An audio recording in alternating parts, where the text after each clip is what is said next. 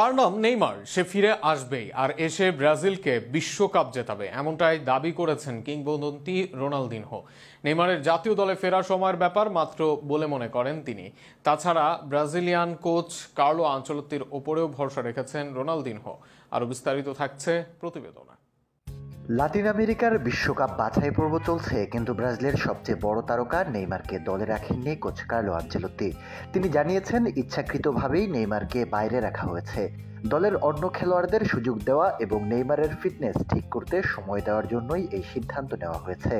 এখন প্রশ্ন উঠেছে, কবে ফিরতে পারবেন নেইমার? নেইমার শেষবার ব্রাজিলের হয়ে খেলেছেন 2023 সালের অক্টোবরে। এরপর হাঁটুর গুরুতর ইনজুরির কারণে প্রায় 1 বছর মাঠের বাইরে ছিলেন।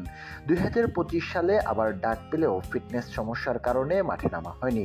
ফলে 2026 বিশ্বকাপে তার খেলা নিয়ে সংশয় তৈরি হয়েছে। তবে নেইমারের ফিরে আসা নিয়ে আশাবাদী ব্রাজিল কিংবদন্তি রোনালদিনহো। 2002 সালের বিশ্বকাপ জয়ী এই তারকা বলেন, এটা শুধুই সময়ের ব্যাপার। তার নাম নেইমার, তাই ফিরে আসার ব্যাপারে কোনো প্রশ্ন নেই। খুব শিগগিরই সে ফিরে এসে ব্রাজিলকে বিশ্বকাপ জেতাতে সাহায্য করবে।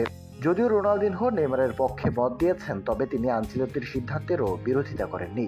এসি মিলানে একসঙ্গে কাজ করার